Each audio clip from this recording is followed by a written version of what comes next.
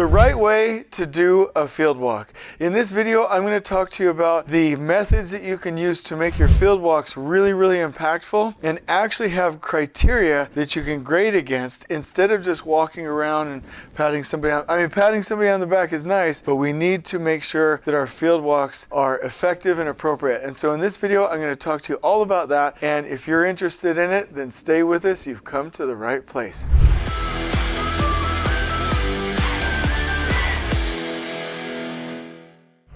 You ready to go, boss? Yeah. All right, let's go in here.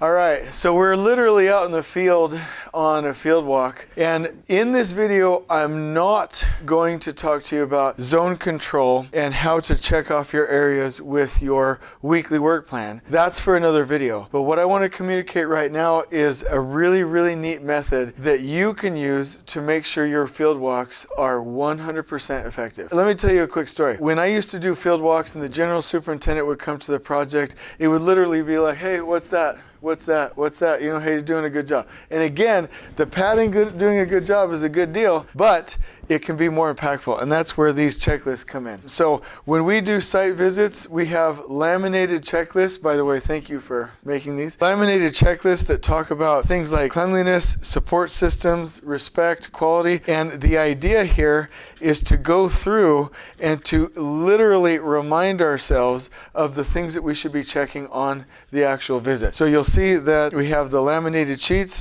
What's that in your right hand? Dry erase markers so that he can do an evaluation. And by the time we get back to the trailer, we have real information, question marks where we might have them, and we know what discussions to have. So here's the thing. When we're walking around the project site, we'll go floor by floor. We will look at these checklists and evaluate it against the criteria that we're looking for. Here's why this is important. Could you imagine your heart surgeon not using a checklist? Could you imagine your pilot, and we all flew here to Canada to visit this amazing project site. Could you imagine your pilot not using a pre-flight checklist? It would be super, super dangerous and very irresponsible. We don't do that. We as human beings, we get distracted. Oh, what's that? Don't know, like really where I am. I've got a question about that thing in the corner. Anchor back to the checklist to evaluate exactly what the job site should be doing. And so when we're out here doing the field walks, we literally can bring up an issue like, let's say temporary lighting was a checklist item. Well, okay, let's check. Oh my gosh, this is so good. Check for temporary lighting. Instead of just like, oh, what do I see and remember, let's check for something. Now we can go make a plan.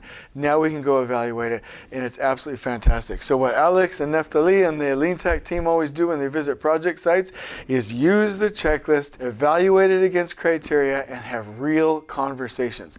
That is in addition to checking the zones, zone control walks, and using the weekly work plan in the field, but that's another video. So we'll give you these checklists in the description below in a beautifully formatted Canva file, but literally this is what I'm asking you to do. Oh, real quick, one more thing. So if you're a project executive, general superintendent, or any kind of field leader helping out the teams, or you're a project superintendent or PM, make sure that you and the team know what to expect and we use them in the field. That's how we can get away from this milquetoast, non-effective field walk to something that is real. I hope you've enjoyed this video. On we go.